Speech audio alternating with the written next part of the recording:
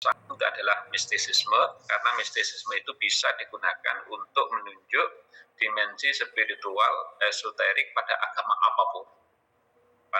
apapun. Hanya saja ketika kita ingin menunjuk mistisisme pada agama tertentu, maka di belakang kata mistisisme harus ditambah dengan nama agama tersebut. Sehingga ada mistisisme Islam, mistisisme Hindu, mistisisme Kristen, dan lain sebagainya. Tapi perlu diketahui, mistisisme Islam yang dimaksud itu adalah tasawuf atau sufisme. Itu ya. Itu satu. Kemudian yang kedua, saya ingin menjelaskan ini.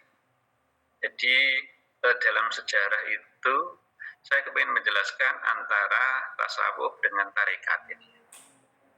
Tasawuf dengan tarekat atau thariqah. Tapi ini thariqah yang saya jelaskan di sini adalah thariqah dalam arti khusus, sempit. Sebab begini, kalau jenengan melacak di referensi yang ada, kata thariqah itu ada yang dimakna am, umum, luas. Ada yang dimakna khusus atau sempit.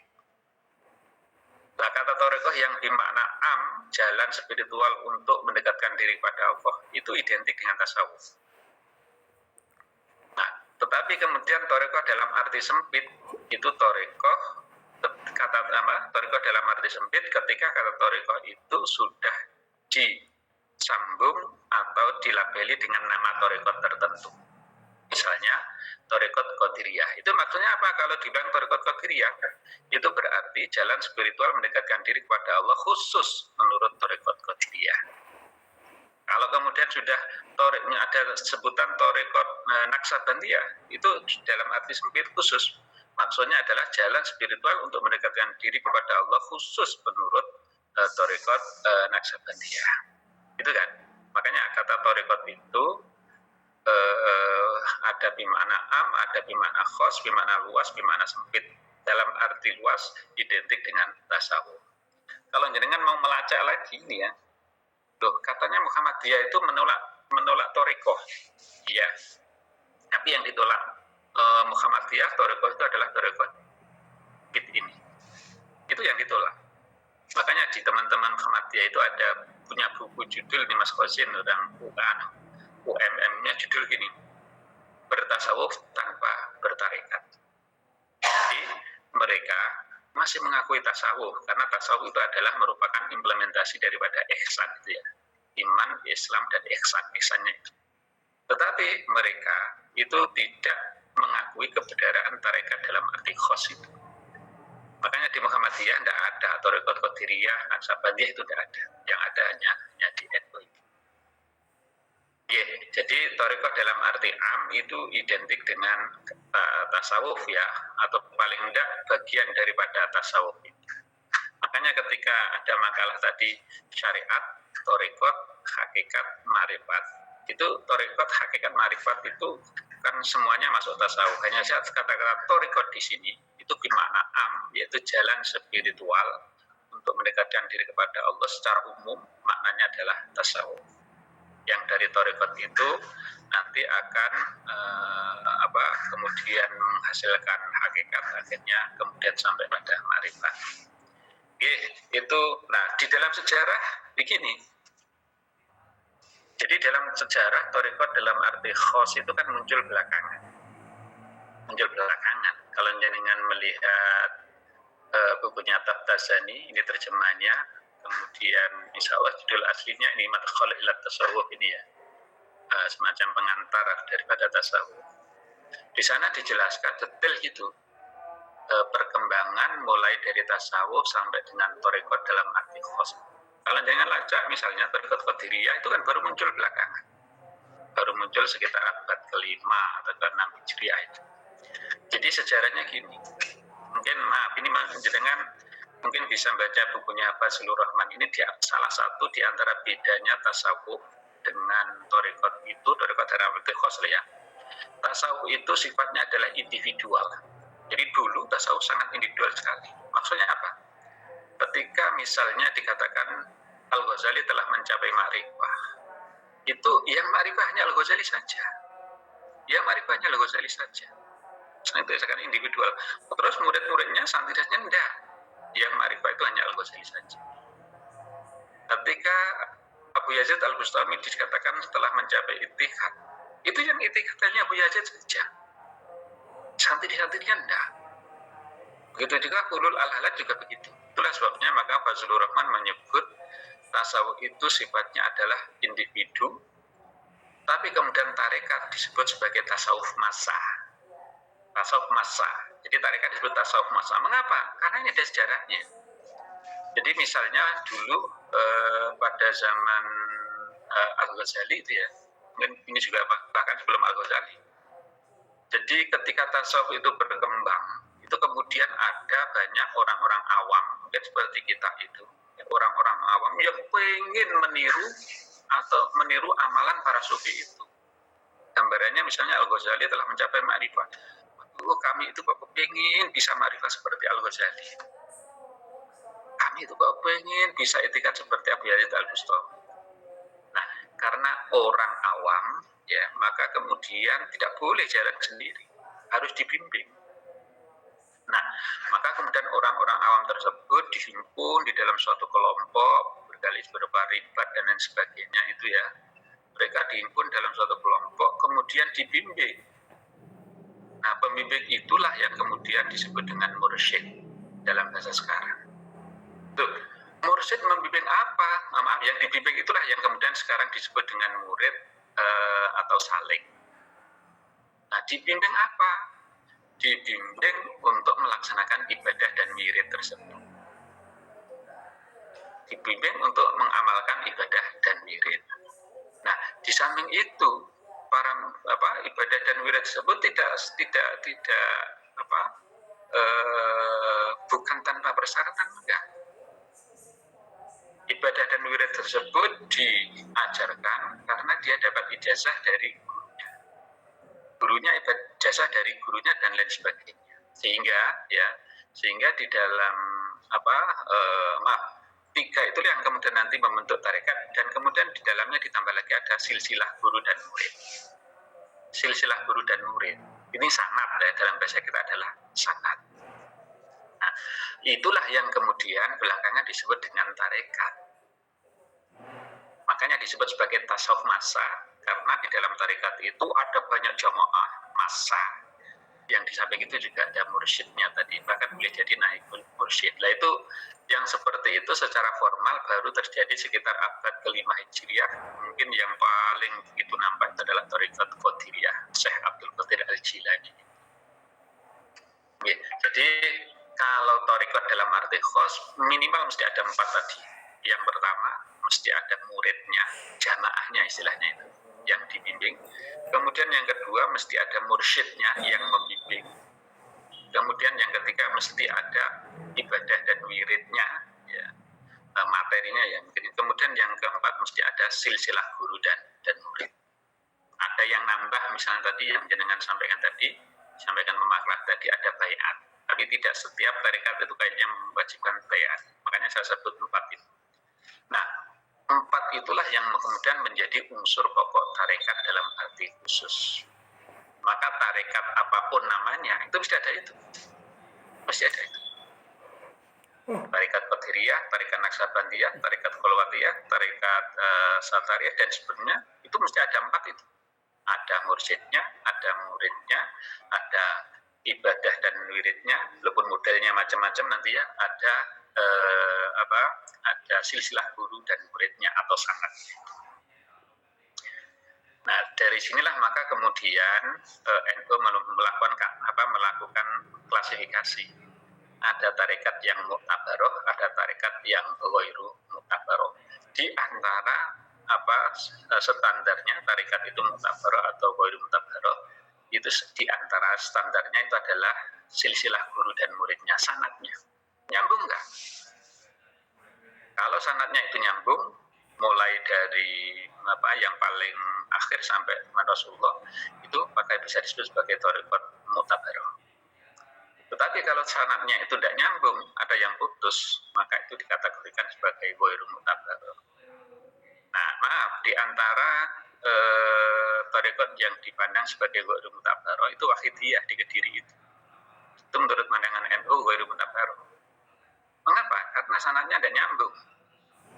Di mana letak ada nyambungnya? Kalau jenengan lihat silsilah guru murid atau sanadnya, itu kan Mbah Ma'ruf itu ya. Mbah Ma'ruf, Mbah Majid itu kemudian kan tidak nyambung dengan ulama-ulama thariqat sesudahnya. Ada sebelumnya. Langsung kepada sahabat itu kan seperti itu, langsung kepada sahabat. Padahal antara Mbah Ma'ruf, Majid itu tidak pernah semasa dengan sahabat. Nah itu kemudian yang di kalangan NU Wahidiyah dikatakan sebagai yang ghairu mutabarrih. Termasuk mungkin thariqat syahadatain itu dianggap ghairu mutabarrih. Tetapi ada tradisi ini di tarekat itu ada tradisi yang disebut dengan Uwaisi ini ya, Uwaisi. Jadi nyambungnya guru dengan muridnya itu bukan secara fisik, tapi melalui mimpi. Nah, cuma ini ada yang menganggap sah, ada yang menganggap tidak sah, gitu ya. Jadi ada tradisi Uwaisi itu saya ketemu guru saya lewat mimpi, kemudian saya diijazahi untuk mengamalkan tarekat tersebut. Ada yang berpandangan seperti itu. Okay. Tapi yang jelas secara formal, secara resmi, gitu ya. NU itu kemudian ketika membuat kategorisasi tarekat mutabarrih dan ghairu mutabarrih, Wahidiyah, Syahadatain di Semarang itu masuk dalam kategori tarekat ghairu mutabarrih. Itu. Jadi yang ingin saya tegaskan di sini adalah perubahan dari tasawuf ke thariqat dalam arti sempit tadi. Jadi dilatar belakangi karena banyaknya orang awam yang kepengin mengamalkan tasawuf. Nah, karena orang awam seandainya dibiarkan berjalan sendiri dikhawatirkan tersesat, maka kemudian perlu bimbingan, maka di situ ada bimbingan itu kemudian ada mursyid. Nah, itu yang kemudian menjadi latar belakang munculnya tarekat dalam arti khos, sehingga tarekat itu mesti ada mursyid, ada murid atau salik, ada ibadah dan wirid, dan ada silsilah guru dan murid atau sanad. Itu tarekat. Hampir tarekat semuanya tidak ada itu. Makanya saya katakan sebagai rukun daripada tarekat itu ada 4 itu. Itu terus kemudian cuma ini masing-masing tarekat walaupun ada ibadah dan wirid ya, maka kemudian kan jumlah wiridnya kadang-kadang berbeda. Wirid yang dibaca itu berbeda. Kemudian model atau metode wiridnya itu juga kadang-kadang berbeda. Misalnya Qadiriyah, wiridnya keras. Wiridnya dengan suara keras karena dalam silsilah guru dan murid tarekat Qadiriyah itu kan di level sahabat nyambung kepada Ali bin Abi Thalib. Ali bin Abi Thalib itu karakternya kan pemberani. Itu yang kemudian disimbolkan dengan wirid yang keras. Nah, berbeda dengan itu Naksabandiyah. Naksabandiyah itu wiridnya kan lembut, sir. Mengapa? Ini sesuai dengan karakter Abu Bakar As-Siddiq sebagai sanad pada level sahabat. Abu Bakar As-Siddiq itu kan penyabar. Nah, itu kemudian disimbolkan dengan model ibadah dan wirid. Nah, kemudian di Indonesia ada gabungan dari keduanya yang disebut dengan tarekat Qadiriyah wa Naksabandiyah. Tapi ternyata kalau kita mau menyelami, walaupun gabungan dari dua tarekat, tapi yang lebih dominan ternyata tetap Qadiriyahnya. Ya, tetap Qadiriyahnya. Kalau kita mau menyelami melacak di dalamnya. Ya, itu terus kaitannya dengan tasawuf dan tarekat. Kemudian ini tadi mungkin saya tidak tahu tadi Ustadz Asin tadi ya tentang takhalli dan tajalli. Ya. Ini kan ringkasan dari makomat wa akhwal yang disusun oleh para sufi untuk mendekatkan diri kepada Allah. Ini semacam epistemologinya. Jadi untuk mendekatkan sufi kepada Allah itu kan kemudian para sufi menyusun makomatnya. Jalan spiritual berjenjang itu ya. Jadi ada taubat, ada kemudian zuhud, ada syukur. Ini kan berjenjang sifatnya. Nah, kemudian oleh Al-Ghazali, kemudian ini dalam konteks pendidikan diringkaskan menjadi 3 tadi. Nah, sepanjang pengetahuan saya itu takhalli duluan. Takhalli itu duluan. Takhalli itu apa tuh sebenarnya? Takhalli itu adalah pengosongan diri. pengosongan diri dari hal-hal yang dari dosa lah kabarnya itu, dari dosa. Makanya ya, kalau jenengan melihat teori maqamat wa akhwal dalam tasawuf itu mesti dimulai dari tobat. Jadi makom yang paling awal dalam tasawuf itu adalah taubat. Semua sufi itu sepakat taubat sebagai makom pertama. Mengapa? Karena untuk mendekatkan diri kepada Allah perlu dulu dosa ini kita hilangkan. Diri kita kosongkan dari kejahatan, yaitu lewat taubat ini. Nah, setelah itu baru kemudian meningkat pada tahalli. Tahalli itu kan menghiasi diri dengan kebaikan. Ya, misalnya tadi setelah tobat bisa kemudian zuhud, syukur. Ini semua kan perbuatan baik, akhlak yang baik.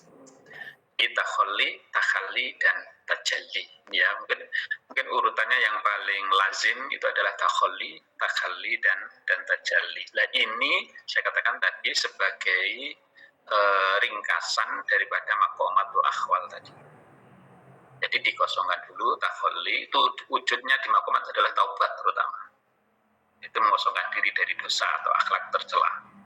Kemudian setelah itu meningkat menjadi takhalli, ya, menghiasi diri dengan akhlak yang baik.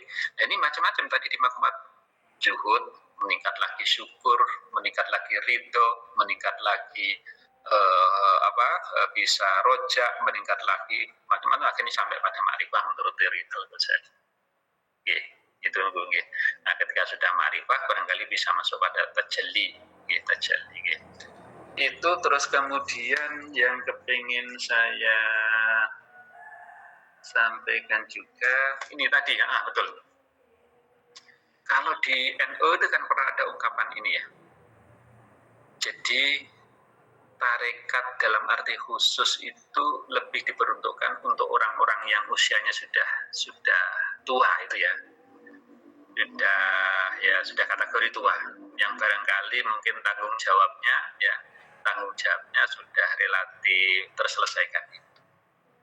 Nah, kemudian yang muda-muda ini insya Allah Mbah Hasyim Asy'ari. Insya Allah yang muda-muda ini Mbah Hasyim itu sangat kritis terhadap tarekat. Kemudian yang muda-muda gimana? Yang muda-muda tarekatnya itu adalah tarekat taklim tadi. Jadi istilah tarekat taklim di banyak pesantren itu terutama dipergunakan untuk kader NU yang masih muda. Yang masih muda. Mbah Hasyim sendiri sangat hati-hati ya. Jadi intinya Mbah Hasyim itu yang muda-muda itu jangan langsung masuk tarekat. Sebab kalau langsung masuk tarekat barangkali nanti belajarnya agak terganggu. Nah, tarekatnya apa? Tarekatnya taklim dulu. Maka di Lirboyo, kalau dengan masuk Lirboyo, tanya tarekatnya, itu tidak akan mengatakan tarekat saya Qadiriyah, tarekat saya Naksaburi, enggak. Tapi tarekat kami adalah taklim. Taklim bertalum itu. Oke. Jadi memang ada itu kayaknya ada ungkapan ya di kalangan Nahdliyin itu, bahwasanya tarekat dalam arti khusus itu pada umum diprioritaskan untuk usia yang tua-tua. Maka yang muda kemudian sebaiknya itu menempa diri melalui menuntut ilmu. Itulah sebabnya mengapa kemudian tarekat termasuk di Lirboyo boleh jadi di pelosok itu ketika dari tarekat jenengan di sini apa sih? Maka jawabnya adalah tarekat taklim, wa ta'allum atau taklim. Itu karena memang santri pada umumnya kan masih muda-muda itu masih perlu mengembangkan diri itu. Ya, jadi betul tadi ketika ada pesantren yang menyebut dengan istilah tarekat taklim wa ta'allum misalnya, karena memang ada tradisi ini di kalangan Nahdliyin termasuk Mbah Hasyim Asy'ari itu memang sangat berhati-hati agar yang muda itu jangan dulu masuk pada tarekat dalam arti khusus, tapi tempat dulu dengan ilmunya. Makanya dikatakan tarekat at-ta'lim wa ta'allum itu. Terus kemudian yang terakhir tentang analisis materi. Komentar saya satu ya, karena di awal saja ini itu indikatornya kurang lengkap, tidak mencapai tagihan minimal KD, terutama yang KD 3. Ini sebenarnya Ustadz Aksin kan sudah menunjukkan KKO tadi ya, kata kerja operasional tadi ya. Kalau C-nya D1, KKO-nya ini. Kalau C-nya D2, KKO-nya ini, C3, KKO-nya ini, C4, KKO-nya sampai C6, KKO-nya ini. Lah KD-nya itu kan menganalisis. Berarti berarti ada pada level C4. Ya, C1 kan memahami, C2 itu kan C1 itu ya knowledge itu ya, knowledge berarti pengetahuan. Kemudian C2 itu adalah memahami, C3 itu adalah menerapkan, C4 itu adalah menganalisis, C5 itu adalah mengevaluasi, C6 itu adalah mencipta. Tuh, ingat, menganalisis ada pada KD level pengetahuan level 4. Ini sudah masuk hot. Ya, karena hot itu adalah pengetahuan faktual berarti C1, konseptual C2, kemudian prosedural C3. Dan menganalisis sudah pada level C4. Loh, kalau KD-nya itu level C4, maka KD-nya itu ya minimal itu harus ada C4-nya. Nah, tadi saya lihat di indikator itu kan belum ada KKO yang masuk pada C4, mendeskripsikan mengidentifikasi itu masih rendah sekali itu. Boleh jadi itu C2, boleh jadi. Kemudian ada satu mendeskripsikan itu baru C berapa, C2 atau C3 itu belum masuk pada level C. Nah, barangkali indikator ini perlu dikritik, dimasukkan usulan. Indikator perlu ditambah indikator yang minimal sudah masuk pada C4 ya, pakai KKU di C4. Bahkan bisa lebih daripada C4, lebih bagus lebih daripada C4. Sesuai dengan karakter K13 itu yang melatih berpikir kelas tinggi, apalagi pakai tuntutan ini ya, kemampuan abad 21 gitu ya, abad 21 ya. Nah, itu saya pikir komentar saya terkait dengan makalahnya Ustadz Aksin ini ya, Ustadz Aksin. Ya, insya Allah sementara cukup itu yang bisa saya sampaikan. Ada yang belum direspon tadi? Saya pikir sudah, ya. Semuanya. Kalau sudah. Ini kalau bicara tentang tasawuf dan tarekat mungkin dunianya ustadz semua ini. Maka saya hanya nambahin saja tadi. Maaf yang pendidikan. Ini khusus saya berikan di tarbiyah biasanya. Jadi tentang tasawuf, tarekat sebagai model pendidikan. Yang ingin saya jawab, yang ingin kita jawab pertama ini, bisakah tarekat dalam arti khusus tadi sebagai salah satu model pendidikan Islam? Kalau kita pakai punya Daulay itu bisa. Mengapa? Karena di tarekat itu sudah memenuhi komponen pendidikan. Jadi karena di tarekat itu sudah memenuhi komponen pendidikan. Komponen pendidikan apa? Tujuan. Saya pikir tujuan jelas tasawuf adalah berada sedekat mungkin kepada Allah dalam bentuk makrifah, i'tiqad dan sudah jelas. Kemudian yang kedua, harus ada peserta didik. Peserta didiknya di tarekat apakah ada? Yang disebut dengan mursyid itu adalah identik yang disebut dengan murid atau salik itu identik dengan peserta didik, dengan siswa, dengan santri.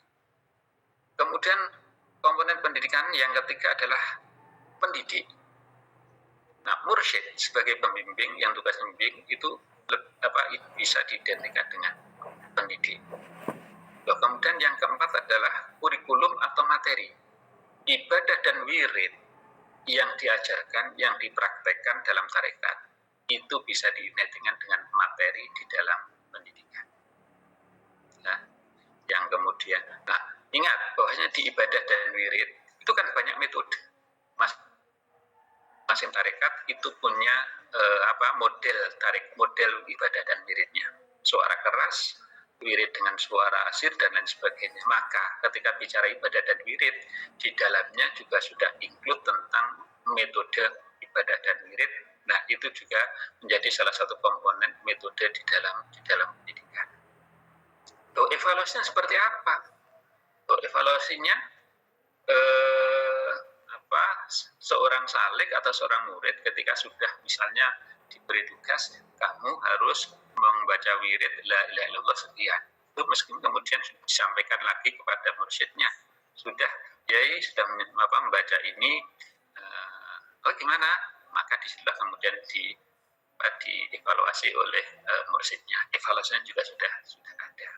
Nah, dari situ maka kemudian saya katakan tarekat bisa menjadi salah satu model pendidikan Islam, khususnya pendidikan spiritual. Khususnya terutama pendidikan spiritual. Mengapa pendidikan spiritual? Karena lebih tekankan sana. Maka dalam epistemologi tasawuf itu kan bukan pakai panca indera, bukan pakai akal, walaupun tidak meninggalkan, tapi lebih diutamakan pakai kalbu. Jadi zikir, wirid itu pakai kalbu. Ma'rifah, i'tiqad, hulul itu pakai kalbu. Itulah sebabnya mengapa lebih disebut sebagai model pendidikan spiritual, yaitu penyucian jiwa itu.